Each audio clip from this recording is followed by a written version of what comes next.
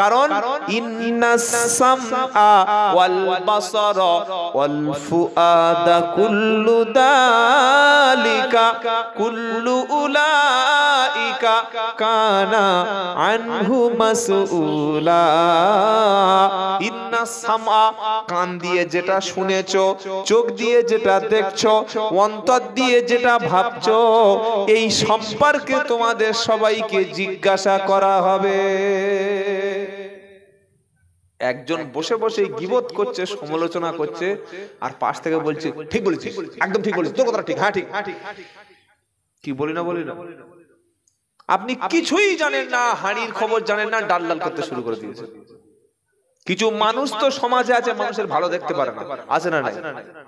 কোন মানুষের উন্নতি হলে সঙ্গে সঙ্গে গাছা লাগা, এই এত টাকা কি করে কামিয়েছে রে, আমাদের সেই মইদুলের মেয়ে, ওর মেয়ে অত ভালো ছেলের সঙ্গে বিয়ে করেছে, এত ভালো ছেলে, নিশ্চয়ই কিছু ব্যাপার আছে। আজ থেকে সকলে জবানে লাগাম দিন, বলুন আমরা আন্দাজে অনুমানে কোনো কথা বলবো না, বলুন ইনশাআল্লাহ। আর এই বিষয়ে সবচাইতে বেলাগাম কারা? মুখের লাইসেন্স কাদের নাই?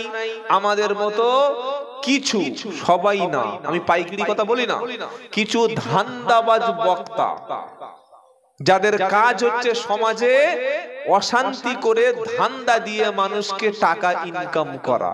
স্টেজে উঠলেই দেখবেন কাফের, মানুষকে কাফের, অমুক হুজুর, ওই পীর সাহেব কাফের, অমুক জামাতের লোক ও কাফের। শরিয়াতের মাসলা কি তুমি পড়ো নাই? কোন ব্যক্তিকে যদি কাফের তাকফির করতে হয়, কাফের বলতে হয়, যদি কাফের ব্যক্তি সে যাকে বলছে সে না হয়, যিনি বলেছেন অবশ্যই তাকে কাফের হয়ে যাবে, তার দিকেই ঘুরে আসবে কথাটা।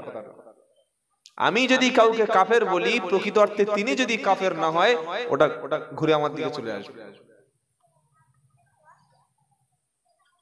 আমরা একটা বক্তা আরেকটা বক্তাকে গালাগালি করি, একটা পীর আরেকটা পীরকে দেখতে পারি না, একটা দরবার আরেকটা দরবারের সঙ্গে মিল নাই, একটা হুজুর আরেকটা হুজুরের সঙ্গে মিল নাই, একটা হুজুর স্টেজে আসলে আরেকটা হুজুর জলসায় আসে না।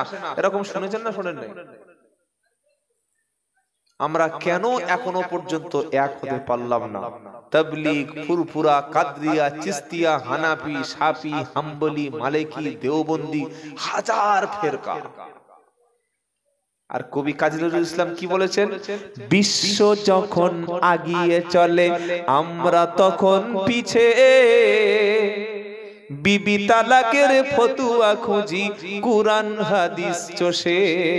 বিশ্ব যখন আগিয়ে চলে আমরা তখন পিছে, বিবি তালাকের ফতুয়া খুঁজি কুরআন হাদিস চষে। বাইরের দিকে বেড়ে চলেছি যেমন, ভিতরে তেমন, ভিতরে ঠিক বেড়েছি তেমন। বাইরের দিকে শুধু দেখবেন হু হু হু করে খালি ঘরে ঘরে খালি সন্তান বেড়ে গেছে, সন্তানকে শিক্ষা দিতে পারেন, মূর্খ তৈরি করে দিয়েছে বাপ। জমি কিনে দিয়েছে, দোকান করে দিয়েছে, ঘর বেঁধে দিয়েছে, কিন্তু বাপ লেখাপড়ার শিক্ষা দেয়। এই বাপের বাপ হওয়ার কোনো যোগ্যতাই নাই, জন্ম দিলে বাপ হয়ে গেল। কবি দুঃখ করে বলছে গরু ছাগলের মতো আমরা বেড়ে গেছি। আর একটা কথা বলছেন নজরুল ইসলাম, তিনি কি বলছেন? হানাফি, শাফি, হাম্বলি, মালিকি মেটেনি তখন গোল। হানাফি, শাফি, হাম্বলি, মালিকি মেটেনি তখন গোল। মালাকুল মউত এসে বলল এবার তুল পিতাল পাতল। আমার কথা বোঝা যাচ্ছে বাবা? এখনো পশ্চিম বাংলার জমিনে আছে ওই দলের ও, আমি এই দলের। তোর আবার দল কি? তোর দলটা কি? আমাদের সকলের একটাই দল, দলটার নাম হলো ইসলাম। জোরে বলুন সুবহানাল্লাহ। তুমি দল তৈরি করার অধিকার তোমার কে দিয়েছে? আল্লাহ বলছেন শোনো, ইন্নাদ-দীনা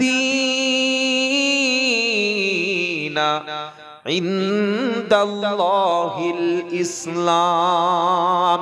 তৃতীয় পারা সূরা আল ইমরানের 19 নম্বর আয়াতে আমি আল্লাহ, আমি জীবন ব্যবস্থা হিসাবে যেটাকে গ্রহণ করে নিয়েছি, যেটা কবুল করেছি, যেটা মনোনীত করে নিয়েছি, ওই দিনটার নাম হলো দ্বীনে ইসলাম। জোরে হবে না?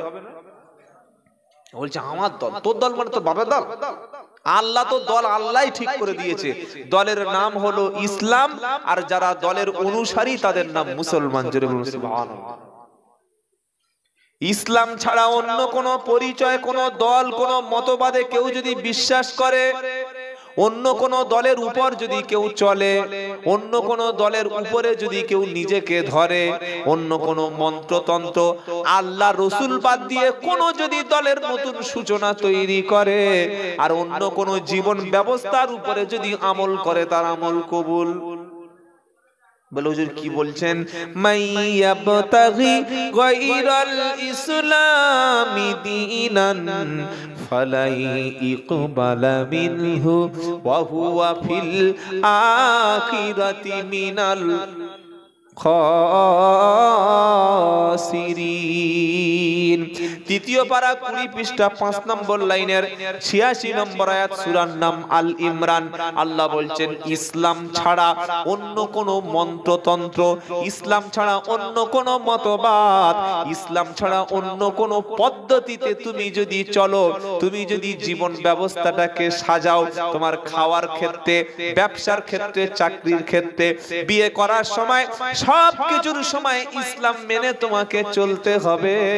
ইসলাম ছাড়া অন্য কোন মতবাদের উপর তুমি যদি চলো, তোমার কোন আমল আল্লাহর দরবারে কখনো কবুল হবে না, আর আখিরাতে তোমার সমস্ত আমলগুলো নষ্ট হবে। আমাদের পরিচয় হলো আমরা সকলে মুসলমান, ইনশাআল্লাহ বলুন। ফুরফুরার ভক্ত থাকবে, তবলিগ জামাতের লোক থাকবে, বেরিলি থাকবে, আজানগাছি কাদরিয়া থাকবে, চিস্তিয়া থাকবে, হানাফি, শাফি, হাম্বলি, মালিকি থাকবে সবাই, কিন্তু পরিচয় আমরা দেব আমরা কি? জোরে বলুন। বললে হুজুর মুসলমান পরিচয় দেবেন, কেন পরিচয় দেবেন? তবলিগ জামাত আমার ভাই, ফুরফুরা আমার ভাই, কাদরিয়া, চিস্তিয়া, দেওবন্দি, হানাফি, শাফি, হাম্বলি, মালিকি, বিশ্বের 200 কোটি মুসলমান যে কলেমা পড়েছে আর যে আল্লাহ রসুলকে শেষ নবী বলে বিশ্বাস করেছে, তারা হলো সকলে আমরা ভাই ভাই। জোরে হবে না? বললে হুজুর তবলিগ জামাত আমার ভাই, ফুরফুরা আমার ভাই, আজানগাছি আমার ভাই, বেরেলি আমার ভাই, হানাফি, শাফি, হাম্বলি, মালিকি সকলে ভাই, এর দলিল চাই। কি গো শুনলাম, কি বলবো? যখন আমি বললাম ভাই, তো তার দলিল চাই। একদল লোক এসে বলছে, ওরা কোন দলের? বলছে ফুরফুরা সিলসিলা। বলে না, খবরদার, ও বাড়ি মেয়ে বিয়ে দেওয়া যাবে না। বললে কেন? বললে ওরা মাজার পূজা করে। নাউজুবিল্লাহ বলুন। আমি অনেক দরবারে ঘুরেছি, অনেক জায়গায় গিয়েছি, মুজাদ্দেদ জামান আবু বকর সিদ্দিক রাহমাতুল্লাহ আলাইহির সিলসিলা সম্পূর্ণ শিরক মুক্ত। জোরে বলুন আলহামদুলিল্লাহ। একটা পীর সাহেব এসে বলছে, তোদের বাড়ির কোন মেয়ে যেন তবলিগ জামাতের বাড়িতে বিয়ে দিবি না। কেন হুজুর, কি সমস্যা? না, ওরা নবীকে মানে না। বলে দিল। হ্যাঁ, দেওবন্দীদের বাড়ি বিয়ে দিবি না।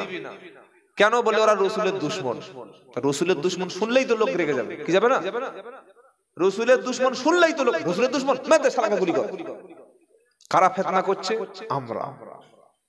আমি তাবলীগ জামাতের হাজার হাজার লোকের সঙ্গে মিশেছি, কই তাদের আমলের মধ্যে এমন একটা তো পাইনি যে রসুলের বিরুদ্ধে তারা গালাগালি করছে। মুখে দাড়ি আছে, টুপি পড়ছে, নামাজ পড়ছে, একই সঙ্গে খাচ্ছে, দেখতে পেলেন তো? আমি বেরেলি ভাইদের সঙ্গে মিশে দেখেছি, কই তারা তো কোনোদিন রসুলের বিরুদ্ধে গালিগালাজ করছে না, তারা এই করছে না তো। আমি প্রচুর দলের সঙ্গে মিশে দেখেছি, জামাত ইসলামের সঙ্গে মিশে দেখেছি, শাফি মাযহাবের লোকের সঙ্গে মিশে দেখেছি, আমি আহলে হাদিসদের সঙ্গে মিশে দেখেছি, আমি মালিকি লোকদের সঙ্গে মিশে দেখেছি, হাজার হাজার লোকের সঙ্গে মিশে দেখেছি। প্রত্যেকের কাছে একটাই কথা, আমাদের আল্লাহ এক, আমাদের রাসূল এক, আমাদের কোরআন এক। আমরা সকলে কাবা শরীফের দিকে নামাজ পড়ি, আমরা ফজরের ফরজ নামাজ 2 রাকাত পড়ি, জোহরের ফরজ নামাজ 4 রাকাত পড়ি, মাগরিবের ফরজ নামাজ 3 রাকাত পড়ি, আসরের ফরজ নামাজ 3-4 রাকাত পড়ি, এশার ফরজ রাকাত 4 রাকাত পড়ি। আমরা কুরবানি করি, আমরা হালাল পশু জবাই করে খাই, আমরা ঈদের নামাজও পড়ি, রমজানে নামাজ পড়ি, জানাজার নামাজ পড়ি, মাইয়াতকে দাফন করে দিই। তাহলে এইগুলো চরিত্র যাদের মধ্যে আছে তারা মুসলমান না তারা কাফের? একটু জবানটা খুলুন। মুসলমান? তাহলে আপনি জলসায় বসে বলে দিলেন ফুরফুরার লোকে ওরা মুশরিক, ওরা মাজার পূজারী, তবলিগ জামাত ওরা জাহান্নামে যাবে, বেরেলি ওরা কাফের, ওই যারা আহলে হাদিস ওরা ধর্মের বিরুদ্ধে, আপনি কেন বলে দিলেন? এই অধিকারটা বলার কে দিয়েছে? আল্লাহ বলতে বলেছে না রাসূল বলতে বলেছে? আপনি তো নিজের থেকে বানিয়ে বলে দিয়েছেন। আপনারা সাধারণ মানুষ বিভ্রান্তিমূলক কথা আর বলতে দেবেন না। আর কোন বক্তাকে স্টেজে কোন বক্তার বিরুদ্ধে গীবত করতে হবে না, সঙ্গে সঙ্গে দাঁড়াবেন, ভাই বন্ধ করো, নামো তুমি জলসা থেকে নামো। কেন এই ভণ্ডামিগুলো করতে এসছো? কোরআন নাই, হাদিস নাই, পড়াশোনা নাই, কিচ্ছু নাই, এসে কিছুক্ষণ গাল গল্প করে করে পাড়ার মধ্যে আগুন জ্বালিয়ে দিয়ে চলে গেল। সব লোক তবলিগ জামাত হবে, কে তোমার বলেছে? সব লোক ফুরফুরা হবে, কে তোমার বলেছে? আমেরিকায় কোনো ফুরফুরা লোক আছে না? তবলিগ জামাতের কোনো লোক আমেরিকা সেখানে বাস করে? কি গো, একটা লোক রাশিয়ায় বাড়ি, সে মুসলমান হয়েছে, সে ফুরফুরা হবে না আজানগাজি হবে না কাদরিয়া হবে না চিস্তি হবে? কি হবে বলছে? কি হবে? সে মুসলমান হবে, সে 5 ওয়াক্ত নামাজ পড়বে, সে রোজা করবে, কলেমা পড়বে, হালাল খাদ্য খাবে, আলেমদের সোহবতে বসবে, দ্বীন ইসলাম শিখবে, দাওয়াতের কাজ করবে, মানুষের কাছে সত্যটা বলবে, সে তো মুসলমান ভাই। এই কথাটা কি সবাই সহ্য করতে পারবে যেগুলো বলছি? এগুলো সব হুজুরের গা সহ্য হবে না, গায়ে আগুন ধরে যাবে। কি বলছে রে? এজন্য আমি সব সময় বলি ভেদাভেদ ভুলে যান। আর এই যে কথাটা আমি বললাম আমরা সকলে ভাই ভাই, এই কথাটা আল্লাহর কসম করে বলছি, আমার আল্লাহর কথা, কোরআনের কথা, জোরে বলুন সুবহানাল্লাহ। বলে যে দলিলটা দিন। তবলিগ আমার ভাই, ফুরফুর আমার ভাই, দেওবন্দিরা ভাই, তারপরে বেরেলিরা ভাই, আজানগাছি আমার ভাই, দলিল দিন। পারা নাম্বার 26 সূরার নাম হুজুরাত, আয়াত নম্বর 10। যদি এখন আপনার ওযু থাকে মসজিদে গিয়ে কোরআনটা খুলে একটু দেখো, আমার আল্লাহর কোরআন। আল্লাহর কোরআন মানে কার বাণী? আল্লাহর বাণী। কোন হুজুরের কথা না, মুফতি সাহেবের ফতোয়া না, কোন জামাতের আমির সাহেব, কোন পীর সাহেবের বাণী না। কোরআন মানে হলো আমার আল্লাহর বাণী। জোরে বলুন সুবহানাল্লাহ। সূরার নাম বললাম হুজুরাত, পারা নাম্বার 26 আয়াত নম্বর 10। আল্লাহ বলছেন ইন্নামাল মুমিনুনা ইখওয়াতুন, নিশ্চয়ই সমস্ত মুমিনরা হলো তারা ভাই পরস্পর। জোরে বলুন। আল্লাহ বলছেন যে কলেমা পড়েছে, যে নামাজ পড়েছে, যে ঈমান এনেছে, যে হালাল খাদ্য খায়। এবার নবী কি বলছেন? নবীর কাছে কারা মুসলমান, এটা আবার শুনে নিন। এটা মিশকাতের হাদিস। আমরা তো ফতোয়াবাজি করছি, ফেরকাবাজি করছি। এবার নবী কাদেরকে মুসলমান বলছে ওটা শুনে নিন। আল্লাহর নবী সাল্লাল্লাহু আলাইহি সাল্লাম বললেন, যারা আল্লাহকে আল্লাহ বলে মেনে নিয়েছে, রাসূলকে রাসূল বলে মেনে নিয়েছে, আর যারা কাবা শরীফের দিকে ফিরে নামাজ পড়ে, আর যারা তোমাদের সঙ্গে কাবা শরীফের দিকে ফিরে নামাজ পড়ে, আর মুসলমানদের হাতে জবাই করা মাংস যারা খায়, ছাগল গরু খায়, তারা সকলে হলো মুসলমান, তারা সকলে হলো ভাই। এরপরে তুমি বলবে যে ফুরফুরারা ওরা জাহান্নামে যাবে, তবলিগ জামাত জাহান্নামে যাবে, ওই কি বলে তোমার কাদরিয়ারা চিস্তি, এরপরে তুমি বলবে বলার অধিকার তোমার কে দিয়েছে? বললে সঙ্গে সঙ্গে আপনি গলা টেপে, এই সাবধান, আল্লাহ কোরআনে বলছে তো ভাই ভাইয়া, তুমি বলছো ওরা জাহান্নামে যাবে। জাহান্নামে যাওয়ার ঠিকাদার তোমার কে দিয়েছে? পৃথিবীর কোন ব্যক্তিকে জাহান্নামী বলা যায় না, এটা মনে রেখে দেবে। আল্লাহর নবীর একজন সাহাবা যুদ্ধের ময়দানে গেছে, তরবারি নিয়ে ঘুরাচ্ছে, যে সামনে আসছে খ্যাচ করে মাথা কেটে দিচ্ছে। একজন কাফেরদের মধ্য থেকে এসে বললে, আমাকে মাফ করে দাও, আমাকে ক্ষমা করে দাও। লা ইলাহা ইল্লাল্লাহু মুহাম্মাদুর রাসূলুল্লাহ। সকলে পড়ুন, লা ইলাহা ইল্লাল্লাহ, লা ইলাহা ইল্লাল্লাহ। বাবা কলেমা পড়ুন না, ঈমান তো বাড়বে। আল্লাহ, লা ইলাহা ইল্লাল্লাহ, লা ইলাহা ইল্লাল্লাহ মুহাম্মাদুর রাসূলুল্লাহ সাল্লাল্লাহু ওই ব্যক্তিটা এসে বলল, মুসলমানকে বলল, ভাই আমাকে ছেড়ে দিন। মানে এতক্ষণ মুসলমানদের বিরুদ্ধে যুদ্ধ করছিল, এবার যখন ছুরি নিয়ে ওর গলার কাছে কাছে খাঁচ করে মারবে, মুন্ডু উড়ে যাবে, ও তখন বলছে লা ইলাহা ইল্লাল্লাহ আশহাদু আল্লা ইলাহা ইল্লাল্লাহু ওয়াহদাহু লা শারীকা লাহু ওয়া আশহাদু আন্না মুহাম্মাদান আবদুহু ওয়া রাসূলুহু। যখন ওই কলেমাটা পড়েছে, মুসলমান তখন খাঁচ করে তার মুন্ডু কেটে দিয়েছে। আল্লাহর নবীর কাছে খবর গেল, নবী বললেন, হে মুসলমান, তুমি ওই ব্যক্তিকে কেন মুন্ডু কাটলে, কেন তাকে হত্যা করলে, কতল করলে? তখন মুসলমান বললে, আল্লাহর নবী, ওই ব্যক্তিটা এতক্ষণ পর্যন্ত মুসলমানদের বিরুদ্ধে অস্ত্র ধারণ করেছিল, আর আমি যখন তাকে মারতে গেছি, মরণের আগে মৃত্যুর ভয়ে লোকটা কলেমা পড়ে মুসলমান হয়ে গেছে। আসলেও কলেমাটা মরণের ভয় পড়েছে। নবী খুব জোরে রেগে গেল, আল্লাহর নবী রাগান্বিত হলো। নবী রেগে গিয়ে বলছে, তুমি সামনে থেকে দূর হও, সরে যাও। তুমি কি করে জানলে যে কলেমাটা মরণের ভয় পড়ছে? তুমি তার অন্তরের মধ্যে কি ঢুকে বসেছিলে, না তার অন্তরের খবর তুমি জানো? তুমি তো অন্তরের খবর জানো না। ওই কলেমাটা মুখ দিয়ে পড়েছে না জবান দিয়ে পড়েছে, তুমি কি করে বুঝতে পারলে মরণের ভয়ে কলেমা পড়েছে? হতে পারে সে সত্যিকারের কলেমা অন্তর থেকে পড়েছে, আর কলেমাটা যদি তোমার বিরুদ্ধে হাসরের ময়দানে সাক্ষী দেয়, বাঁচারও কোনো রাস্তা সেদিন থাকবে না। সুবহানাল্লাহ, আল্লাহু আকবার, আল্লাহ আল্লাহ আল্লাহ। আশ্চর্য কথা। তিনি কি বলছেন যে হুজুর আমি মারতে গেছি, মরণের ভয় আল্লাহ বলে ফেলেছে। আমি বলে, তুমি কি জানো? তুমি কি তার মন চিরে দেখেছো, কেটে দেখেছো, কলিজায় কি ছিল?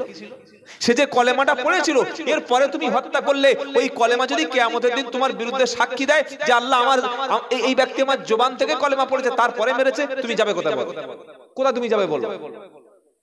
কি গো বাবাজিরা, আল্লাহর ভাইরা, অনেকে বলবেন তাহলে কি, আমাকে অনেকে ভাবছেন যে তাহলে কোন দলের লোক, ফুরফুরা না তাবলীগ না বেরেলি? আমি প্রকৃত আহলুস সুন্নাতুল জামাতের আকীদায় বিশ্বাস করি। কোরআন, হাদিস, ইজমা, কিয়াস, আল্লাহর নবী, সাহাবায়ে কেরাম যে পথে ছিলেন সেই পথেই আমরা থাকব। বলুন ইনশাআল্লাহ। আর এই কথাটা নবীর কথা, বললো যে নবীর কথা ফের বলছেন। নবী যেদিন একটা কথা বলেন হজের সময়, নবীর ইন্তেকালের কিছুদিন আগে তিনি একটা কথা বলে গেছেন, তারাতু ফিকুম আমরাইনি লা তাদিল্লু মা তামাসসাকতুম বিহিমা কিতাবাল্লাহ ওয়া সুন্নাতা রাসূলি। নবী বললেন, বানি ইসরাইলের মধ্যে ৭২টা দল ছিল, সকলে গোমরা হয়ে গেছে। আমার উম্মতের মধ্যে দল হবে, ওই অসরের নাই কটা? এই বক্তব্য সবার মুখস্থ আছে, কিন্তু আসল জিনিসটা ধরতে পারে নাই। উম্মতের মধ্যে দল হবে ৭৩, আর একটাই দল হবে জান্নাতি। জোরে হবে না? আমি একটু আগে বললাম, সব দলের লোকের সঙ্গে আমি মিশে কথা বলে দেখেছি। তাবলীগ জামাতের লোক তারা বলে আমরা ওই একটা দল, আমরা জান্নাতি। ফুরফুরার লোক বলছে ওই দলটা আমরা জান্নাতি। যারা বেরেলি তারা বলছে ওই দলটা আমরা। যারা আজানগাছি পীর সাহেবের মুরিদ তারা বলছে ওই দলটা আমরা। আহলে হাদিসরা বুকে হাত চাপড়ে বলছে আমরা সহিহ হাদিস ছাড়া অন্য কিছু মানি না, ওই দলটাই আমরা। কি শুনছেন আপনারা? বাংলাদেশের মুসলমানরা, পীর সাহেবরা বলছে ওই দলটা আমরা। আব্দুল কাদের জিলানীর অনুসারী যারা রহমতুল্লাহ আলাইহি তারা বলছে ওই দলটা আমরা। সকলে মনে করছে ওই দলটা আমরা। এবার আল্লাহর নবী কি বলেছেন এটা বুঝতে হবে, পরে আপনাকে শুনতে হবে।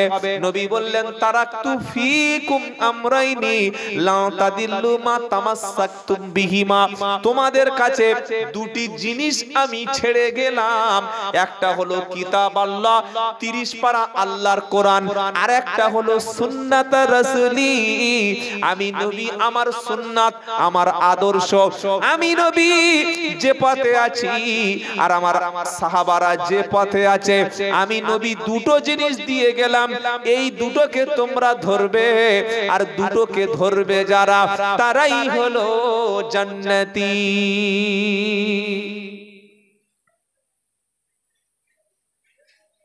নিজেকে মুসলমান বলে দাবি করি, অথচ এখনো পর্যন্ত আল্লাহর কোরআন পড়তে পারি না। আফসোস হওয়া দরকার, কষ্ট হওয়া দরকার। বাবাজিরা, আল্লাহ আল্লাহ ভাইরা, ন্যায়নিষ্ঠ বনেরা, জ্ঞানীজনেরা, শুধু মানুষেরা, সাহাবায়ে কেরাম যে পথে ছিলেন, আল্লাহ রাসূল যে পথে ছিলেন, সেই পথটাই হচ্ছে জান্নাতি পথ। বলুন সুবহানাল্লাহ। এবার আপনারা নিজেরা দেখে নেবেন কোন দলের মধ্যে, কোন পীরের মধ্যে, কোন আলেমের মধ্যে, কোন ব্যক্তির মধ্যে নবীর সুন্নাত সাহাবাদের আদর্শ আছে। যে দলের মধ্যে, যে ব্যক্তির মধ্যে, যে আলেমের মধ্যে পাবেন, তাকে মহব্বত করবেন, ইনশাআল্লাহ আপনি নাজাত পেয়ে যাবেন। বলুন সুবহানাল্লাহ। আর যদি কোনো দেখেন কোন আলেমের মধ্যে নবীর আখলাক নাই, একটা বলি আর একটা করি, যদি কোনো আলেমের মধ্যে কথা আর কাজে মিল না পান, সে আলেমের কাছে যাবেন না, তাকে দাওয়াত করবেন না, জীবনে ঠকিয়ে দেবে। আমরা কোন ডাক্তারের কাছে যাই, যে ডাক্তার আমাকে ওষুধ লিখে দিলে সুস্থ হবে। আমরা কোন উকিলকে ধরি, যে উকিল আমার কেসটা নিয়ে মামলায় জিতে দেবে, তাই তো বাবা? হ্যাঁ। আমরা কোন দলটা করি রাজনীতি, যে দলটা করলে কিছু মাল পাবো। তাহলে আমরা দুনিয়ার ক্ষেত্রে প্রচুর চালাক, সেই উকিলকে ধরতে হবে যে উকিল আমার কেসটা লড়ে দিতে হবে পারবে। সেই পুলিশ অফিসারের সঙ্গে যোগাযোগ রাখতে হবে যে আমার ছেলেটার জামিনের ব্যবস্থা করে দিতে পারবে। সেই ডাক্তারের কাছে চিকিৎসা করাই, যে ডাক্তারটা চিকিৎসা প্রেসক্রিপশন করে দিলে আমার ছেলেটা সুস্থ হয়ে যাবে। আর দুনিয়ার ক্ষেত্রে এত চালাক, কিন্তু আখিরাতের ক্ষেত্রে বোকা কেন? যাকে তাকে হুজুর, সহি করে কোরআন পড়তে পারে না, মাদ্রাসার মক্তবে পড়ার যোগ্যতা নাই, সে 15,000 টাকা ভিজিট চাই। কি বলছি বুঝতে পারলেন না? যে কোরআনটা সহি করে উচ্চারণ করতে পারে না, তাকে হুজুর বানিয়ে দিয়েছে এই সাধারণ জনগণ। ফোনে বলছে হুজুর কত টাকা আপনার ভিজিট। তো কারোর যদি বলে যে ভাই আপনি আলু কিনতে গেছেন, ভাই তোমার আলুটা কত করে তোমার আলু দিতে হবে, কত করে কেজি? বললো 150 টাকা। বললে 150 টাকা? আর ওখানে দেখলাম 34 টাকা, আর জায়গা দিলাম 32 টাকা, আর জায়গা দিলাম 33 টাকা। তো বললো না না, ভুল হয়ে গেছে, ওটা ওই 34 দিও। কি বলবে না বলবে না? বলবে। আর বক্তাকে ফোন করে কি বলি, ও হুজুর, বললে কি? বলে হুজুর আপনার কত দিতে হবে, কত টাকা নেন, কিরকম দিলে আপনি খুশি হবেন? আমি কম বলবো না বেশি বলবো? বেশি বলবো না। প্রথমে হাই রেট শুনিয়ে দিলাম, 20 চলছে। আর কমিটি ছেলেরা বললে হুজুর এই কটা লোক মিলে জলসা দিচ্ছি, ছেলেরা একটু মুরব্বীদের দোয়ার মজলিস, একটু কম করুন। কত কম, কত দামাদামি চলছে, মানে ছাগল বিক্রি হচ্ছে। কি শুনছেন? পাড়ায় ছাগল ব্যাপারী আসে না, ছাগল বেচবে গো, একটা ধাড়ি ছাগল দেখতে পেল, মেয়েরা বললো এই ছাগলটা বিক্রি করো। কত? 2200 টাকা। লেজ ধরে ইমাল 2200, না 1300 টাকা দেবো। তখন বাড়ির মেয়েরা বলছে পেলে পুষে 2 বছর ঘাস খাইয়ে 1300 টাকা, তুই বাড়ি যা। ভাই শোনো, কত পারবে, কত পারবে বলো? বলছে 1700। বললে 17 নয়, 23 নয়, 2000 টাকা। বলে আচ্ছা ঠিক আছে নাও। এটা কি বিক্রি হলো? কি বিক্রি হলো বলো? ছাগল। আর বক্তা কিভাবে রেট হচ্ছে? আসসালামু আলাইকুম হুজুর, ডিসেম্বরের কত তারিখ জানো? হ্যাঁ 10ই ডিসেম্বর তালপুকুর থেকে বলছি ডেট ফাঁকা আছে, দাঁড়াও ধরে রাখো। এই কথাটা কেন আপনাদের বলছি, সময় নষ্ট করছি কেন? আগে আলেম চিনুন, পরে বক্তব্য শুনবেন। আগে হুজুর চিনুন, পরে বক্তব্য শুনবেন। যাকে তাকে মঞ্চে চাপিয়ে দিয়েছেন, আগে দেখুন যে সত্যিকার অর্থে তিনি আলেম কিনা, তিনি ইসলাম মানেন কিনা, দুনিয়ার প্রতি লোভ আছে কিনা। আল্লামা রুমি রহমতুল্লাহ আলাইহি জবরদস্ত আলেম এবং একজন ওলি ব্যক্তি ছিলেন, বলুন আলহামদুলিল্লাহ। এই আল্লামা রুমি রহমতুল্লাহ আলাইহি বলছেন, ও বিশ্ববাসী মুসলমান শোনো, তুমি তোমার বাড়ির মধ্যে ক্ষুধার্ত কুকুরকে তুমি আশ্রয় দেবে, তোমার রুমের মধ্যে, তোমার বারান্দায়, কিংবা তোমার আয়নায়, তোমার উঠানে, তোমার বারান্দায় ক্ষুধার্ত কুকুর যদি কুত্তা আসে তাকে আশ্রয় দেবে, তাকে খেতে দেবে। কিন্তু দুনিয়া লোভী, টাকা লোভী, পয়সা লোভী কোন আলেমকে যেন তোমাদের বাড়ির মধ্যে আশ্রয় দিও না। কি গো বাবাজিরা, আল্লাহ ভাইরা, স্বার্থ থেকে ধর্মকে টুকরো টুকরো করে বিকৃতি করে দিয়েছি। হুজুর 10 ডিসেম্বর ফাঁকা আছে? হ্যাঁ আছে। কত? ওই 20। এবার কমিয়ে কমিয়ে ছাগল বেচার মতো টেনে টুনে 17 এসে ঠেকলো। আগে থেকে 7,000 টাকা ফোনে পাঠিয়ে দিতে হলো। জলসার দিন গো ধরে বসে আছে, 10 না দিলে আজকের পেমেন্ট করতে হবে, তবে যাব। গো ধরে বসে আছে। আর যদি আমি হুগলি বা মেদিনীপুর সাইডে 25,000 টাকার একটা জলসা পেয়ে যাই, সেদিন সকাল থেকে ফোন তুলছে না, দুপুরে ফোন করে বলছে হুজুরের শরীর খারাপ। শরীর খারাপ মেয়েদের আল্লাহ মাসে মাসে দেয়, হুজুরের আবার শরীর খারাপ হয়? ছি ছি ছি ছি। কাদের কথা শুনে মানুষ চলবে? কাদেরকে মানুষ মেনে নেবে? বাবাজিরা, আল্লাহ ভাইয়েরা, যে সময় ফিলিস্তিনে প্রত্যেক দিন 200-250 মানুষ কুরবানি হচ্ছে, যে সময় ছোট ছোট মাসুম বাচ্চারা ফিলিস্তিনে মারা যাচ্ছে, যে সময় লেবাননে ছোট্ট ছোট্ট ফুলের মতো বাচ্চারা জীবনটা কুরবানি করে দিচ্ছে শুধুমাত্র বাইতুল মুকাদ্দাসকে রক্ষা করার জন্য, যে সময় সিরিয়ায় মানুষ না খেয়ে মারা যাচ্ছে, যে সময় মানুষ আফ্রিকা মহাদেশে মানুষগুলো না খেয়ে খেয়ে ক্ষুধার জ্বালায় হাড়বার হয়ে গেছে, ওই সময় একটা, যে সময় বাবরি মসজিদটা ভেঙে ফেলা হলো, যে সময় আজমির শরীফের তলা থেকে শিবের লিঙ্গ পাচ্ছে, যে সময় ভারতবর্ষের জমিনে মসজিদ, মাদ্রাসা, খানকা, ঈদগাহ এগুলোকে দখল করার জন্য ওয়াকফ বিলটা তারা পাস করাবার চেষ্টা করছে, সেই সময় আমরা বক্তারা 18,000 20,000 টাকা ছাগল ব্যাপারীর মতো দরদাম করছি। ঠিক করছি না ভালো করছি আপনি হিসাব করে দেখবেন। না না না, যদি কোনো বক্তা টাকা না দিলে আসবে না, এত টাকা ছাড়া দাওয়াত নেবে না, এত টাকা কম দিলে বদদোয়া করতে করতে চলে যাবে, বুঝতে হবে ওটা কখনো বক্তা না, ওই টুপিটা ফেক, ওই দাড়িটা ফেক, ওই পাঞ্জাবিটা নকল, ওই লুঙ্গিটা বাজার থেকে কেনা, ও শুধুমাত্র টাকার জন্য এসেছে, ওর কাছে ইসলামের কোনো 4 পয়সা দাম নাই। বললে হুজুর তাহলে কোন বক্তাটা ভালো? এবার তাহলে ওযু করে কোরআন খোলো, আর বিবেক থাকলে আমার কথাটা নিরপেক্ষ দৃষ্টিতে শুনতে থাকো। পারা নাম্বার 23, সূরার নাম সূরা ইয়াসিন। আমার আল্লাহ বলছে ইত্তাবিউ মাল্লা ইয়াসআলুকুম আজরা ওয়া হুম মুহতাদুন। ইত্তাবিউ, অনুসরণ তোমরা তাদের করো, তাদেরকে অনুসরণ করো, তাদেরকে ফলো করো। মাল্লা ইয়াসআলুকুম আজরা, যারা তোমাদের কাছে কোনো পারিশ্রমিক চায় না, দিন প্রচার করে, ধর্ম প্রচার করে, তোমাদের হালুয়া চায় না, রুটি চায় না, তোমাদের কাছে পয়সার কোনো ডিমান্ড করে না। বললে হুজুর তাহলে কি আপনি ফ্রি পয়সার লোক? আমি সেটা বলছি না, কারোর কাছে কোনোদিন বলি না এত টাকা দিতে হবে।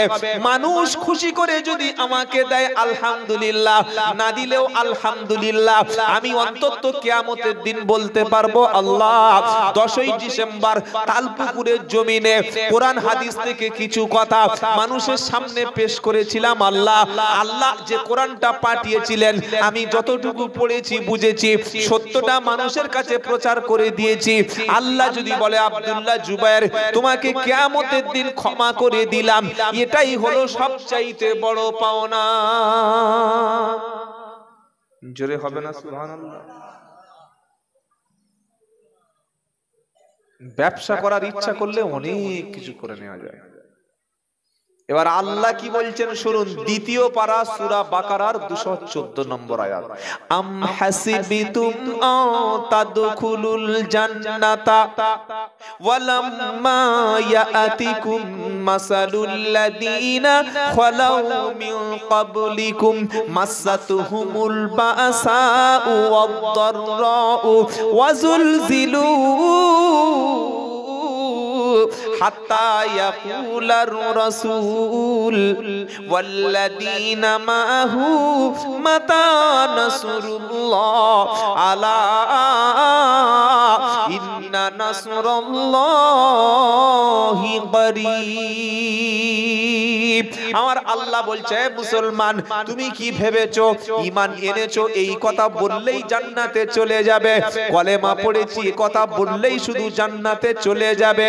না না, তোমাদের আগে যারা মুসলমান হয়েছিল, তোমাদের আগে যারা কলেমা পড়েছিল, কাউকে জুলুম করা হয়েছে, ফাঁসি দেয়া হয়েছে, জেলখানার মধ্যে ইমাম আজম আবু হানিফা রহমতুল্লাহ আলাইহিকে বিষ খাইয়ে হত্যা করা হয়েছে, নবীদেরকে জেল খাটতে হয়েছে, ইমাম বুখারী রাহিমাহুল্লাহর ঘর ছেড়ে বিদেশে গিয়ে সেখানে মৃত্যুবরণ করতে হয়েছে, ইমাম আহমদ বিন হাম্বলের মারতে মারতে হাত নষ্ট করে দিয়েছে, ইমাম মালিকের উপর জুলুম করা হয়েছে, ওমর ফারুককে শহীদ করে দেয়া হয়েছে, হযরতে উসমান গনিকে কোরআন শরীফ পড়া অবস্থায় তাকে জবাই করা হয়েছে, কতল করা হয়েছে, শহীদ করে দেয়া হয়েছে, হযরত আলীকে নামাজ পড়া অবস্থায় শহীদ করা হয়েছে, ইমাম হাসানকে বিষ খাইয়ে শহীদ করা হয়েছে, ইমাম হুসাইন রাদিয়াল্লাহু আনহু তাকে কারবালায় মর্মান্তিকভাবে নৃশংসভাবে হত্যা করে জবাই করে দিয়ে শহীদ করে দেয়া হয়েছে। এতগুলো শহীদের রক্ত জমিনে পড়েছে, তবে ইসলামটা, তবে কোরআনটা ওই মদিনা থেকে, মক্কা থেকে আপনাদের উত্তর 24 পরগনায় তালপুকুরে এসেছে।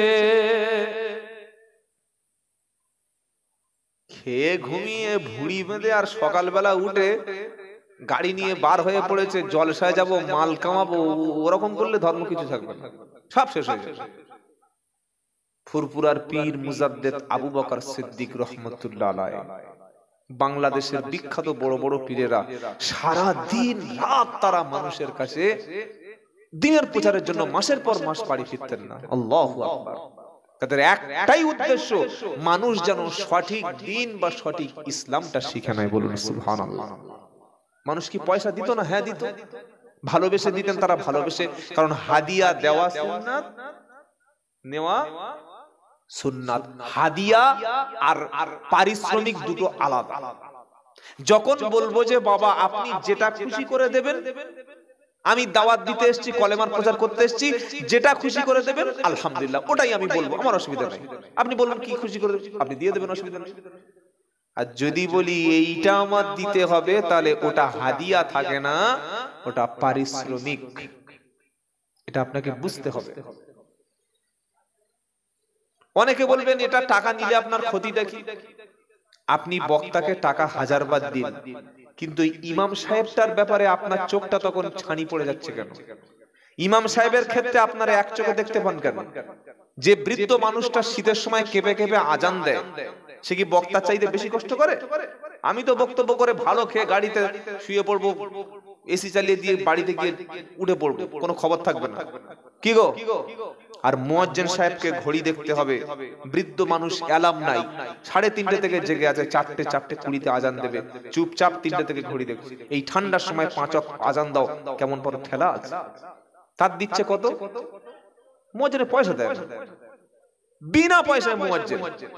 আর যে ইমামটা আপনার বাপের জানাজা পড়ালো, আপনার মায়ের জানাজাটা পড়ালো, আপনার বাচ্চা হলে কানে আজান দিল, আপনার ছেলেটার কোরআন শরীফ শিক্ষা দিল, আপনার মেয়েটাকে কোরআন শরীফ শিক্ষা দিল, আপনার মহল্লার মধ্যে প্রত্যেকটা কাজে ইমাম, হলে ইমাম, মরলে ইমাম, বিয়েতে ইমাম, ছেলে হলে ইমাম, দুঃখের সময় ইমাম, সুখের সময় ইমাম, যে ইমাম দিনরাত সার্ভিস দিল, 5 ওয়াক্ত ফরজ নামাজের ইমামতি করলো, ওই ইমাম সাহেবের মাইনে 5 থেকে 6000।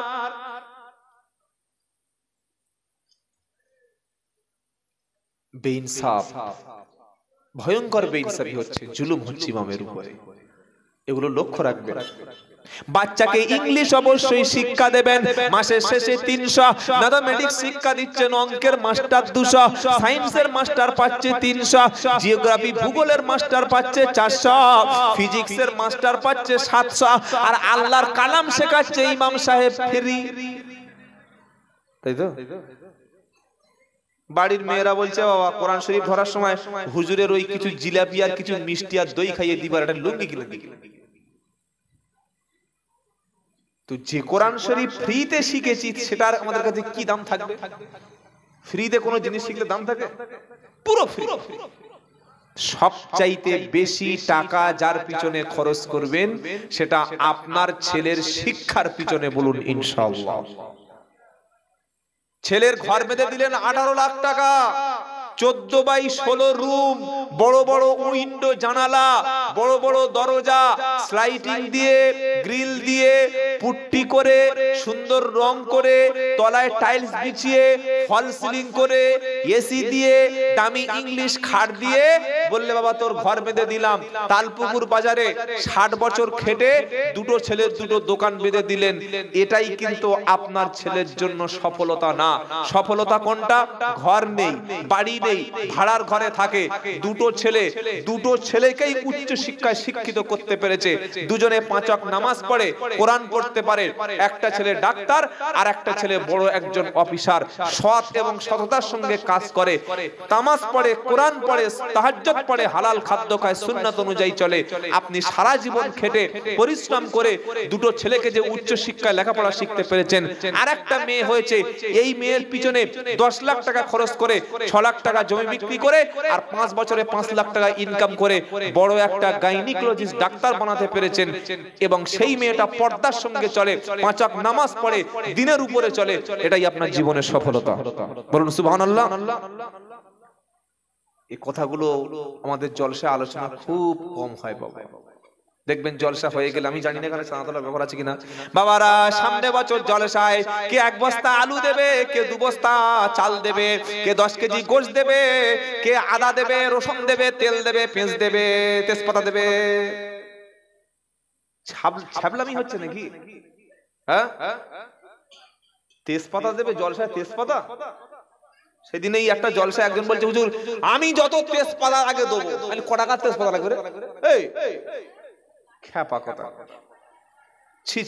কোনদিন কোন জলসায় শুনেছেন যে আমাদের এলাকায় একটা বিধবা মা আছে, ওই বিধবা মায়ের একটা বাচ্চা আছে, বিধবা মায়েটা 3 বছর বিধবা হয়ে গেছে।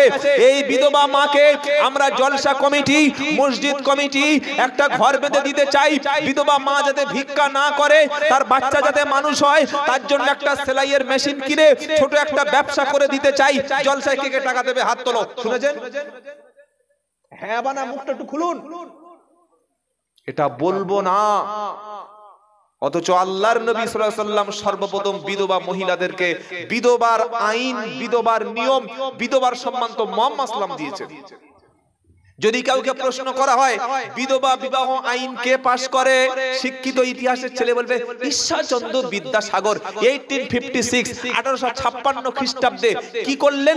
আমাদের হিন্দু ভাইদের মধ্যে কোন মা তার যদি স্বামী হারিয়ে যেত, ওই মেয়েটা বিয়ে করার অধিকার ছিল না। ঈশ্বরচন্দ্র বিদ্যাসাগর সোশ্যাল রিফর্মার, তিনি বললেন কেন? তার স্বামী যদি মারা যায় তার জন্য তো স্ত্রী দোষী না। স্বামী যদি মারা যায় স্ত্রী কি করবে? স্ত্রীটা কোনো জওয়ান রয়েছে, তার কিছুদিন পরে আর এক জায়গায় ভালো জায়গায় বিয়ের ব্যবস্থা করো। সমাজ বলল না, ধর্মে লেখা আছে, শাস্ত্রে লেখা আছে, গ্রন্থে লেখা আছে, চলবে না তো চলবে না। ঈশ্বরচন্দ্র বিদ্যাসাগর বলল ওই গ্রন্থকে পুড়িয়ে দাও, ওই ধর্মগ্রন্থকে উড়িয়ে দাও। যে ধর্মগ্রন্থ একটা নারীকে স্বাধীনভাবে বাঁচতে দেয় না, সেটা ধর্মগ্রন্থ হতে পারে না। কয়েক বছর চেষ্টা করে আইন পাস করলেন এবং আইনটা কাজ হয়ে গেল। এখন যে কোনো হিন্দু মা, যে কোনো হিন্দু বোন, তারা স্বামী মারা গেলে যে কোনো পুরুষকে বিয়ে করতে পারে। পারে না? পারে না? বললে হুজুর ঈশ্বরচন্দ্র বিদ্যাসাগর তো ভালো কাজ করেছিলেন, হিন্দু মহিলাদের বিধবা আইন তো বিদ্যাসাগর পাস করেছিলেন। তো তোমাদের মোহাম্মদ কি করেছে? মোহাম্মদ সাল্লাম খালি ওই 4টে করে বিয়ে করো, 6টা করে ছেলে নাও, 4টে করে বিয়ে করো, 6টা করে ছেলে নাও, 4 6 24। এটাই তো মোহাম্মদ সাল্লামের কাজ করেছে। আর কি করেছে? দাড়ি রাখো, টুপি পরো, পাঞ্জাবি পরো, বোরকা পরো, স্বামীর খেদমত করো, জান্নাতে চলে যাও। হয়ে গেল। সুবহানাল্লাহ। এটা বলছে, এটা কলেজের ছেলে বলছে। আমি কি বলছি আপনারা বুঝতে পারছেন না? ঈশ্বরচন্দ্র বিদ্যাসাগর তো মহিলাদেরকে বাঁচিয়েছে। মোহাম্মদ সাল্লাম কি করেছে? 4টে বিয়ে করো, 6টা করে ছেলে না, 4 6 24, আর একটা পাকিস্তান বানাও। হ্যাঁ, এটা বলছে তারা, সাম্প্রদায়িক লোকগুলো। আর কি করো? দাড়ি রাখো, টুপি পরো, পাঞ্জাবি পরো, বোরকা পরো, বছর বছর ছেলে নাও। সুবহানাল্লাহ। এগুলো ফেসবুক, ইউটিউবে তারা প্রচার করছে। আমি আমার কথা বলছি না, ইসলামকে নিয়ে ব্যঙ্গ করছে তারা। আমরা বলছি ওরা করছে, করুক, আমরা আর কি করব। আল্লাহর নবী মুহাম্মদ সাল্লাল্লাহু আলাইহি ওয়াসাল্লাম বিদ্যাসাগর তো সেদিনের লোক, এই কদিনের লোক। তিনি বিধবা আইনের ব্যাপারে কথা বলেছেন। আর মুহাম্মদ সাল্লাল্লাহু আলাইহি ওয়াসাল্লাম বিধবাদের জন্য কি করেছে এটা মুসলমানদের অনেকেরই জানা নাই। বলে কি করেছেন বলুন? আমি আব্দুল্লাহ জুবায়ের বলছি মুহাম্মদ সাল্লাম যেটা করেছে পৃথিবীর কোন পুরুষ, পৃথিবীর কোন ব্যক্তি, বিদ্যাসাগরের বাপ পর্যন্ত করতে পারবে না। বলে কি করেছে বলো? বলছি এবার শোনো।